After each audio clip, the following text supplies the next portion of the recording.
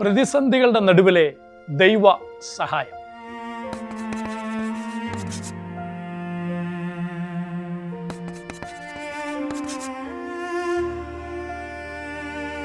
നമുക്കെല്ലാവർക്കും മാറിയും മറിഞ്ഞും പലവിധമായ പ്രതിസന്ധികൾ ജീവിതത്തിൽ വന്നു ചേരാറുണ്ട്.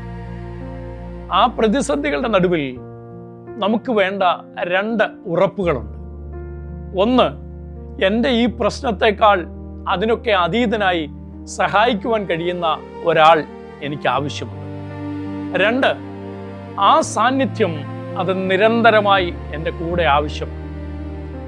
വിശുദ്ധ വേദപുസ്തകം വായിക്കുമ്പോൾ സങ്കീർത്തനങ്ങൾ 121 1-2 വാക്യങ്ങൾ ശ്രദ്ധിച്ചാൽ നമുക്ക് ഇപ്രകാരം കാണുവാൻ കഴിയും.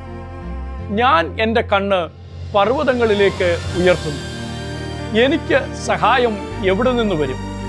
എൻ്റെ സഹായം ആകാശത്തെയും ഭൂമിയെയും ഉണ്ടാക്കിയ യഹോവയിങ്കൽ നിന്ന് വരുന്നു.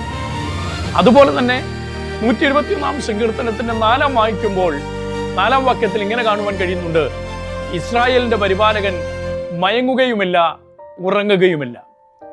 ഈ 2 വാക്യങ്ങൾ ചേർത്ത് പഠിച്ചാൽ നാം കാണുന്നത് എന്താണെന്ന് ചോദിച്ചാൽ, നമ്മുടെ പ്രതിസന്ധികളെക്കാളൊക്കെ ഒത്തിരി വലിയവനാണ് നമ്മുടെ ദൈവം. സർവശക്തനായ ദൈവമാണ് എന്ന് പറഞ്ഞാൽ, പർവ്വതങ്ങളെയും ഭൂമിയെയും ആകാശത്തെയും ഒക്കെ സൃഷ്ടിച്ച ഒരു സർവശക്തനായ ദൈവം എല്ലായ്പ്പോഴും നമ്മുടെ കൂടെയുണ്ടെങ്കിൽ ഇന്നത്തെ പ്രശ്നങ്ങളും പ്രതിസന്ധികളും നമുക്കൊരു വലുതല്ല, അതിലൊക്കെ മറികടക്കാൻ നമുക്ക് കഴിയും. അതുമാത്രമല്ല, ഞാൻ ഉറങ്ങിയാലും നിങ്ങൾ ഉറങ്ങിയാലും ഒരിക്കലും ഉറങ്ങാത്ത ഒരു നിരന്തരമായ സാന്നിധ്യം നമ്മുടെ കൂടെയുണ്ട്. പകലിലും രാവിലെയുമുള്ള ആ സാന്നിധ്യം കൂടെയുള്ളപ്പോൾ നിങ്ങളുടെ കൂടെ ആരുമില്ലെന്ന് നിങ്ങൾ എന്തിനാണ് ഭയപ്പെടുന്നത്?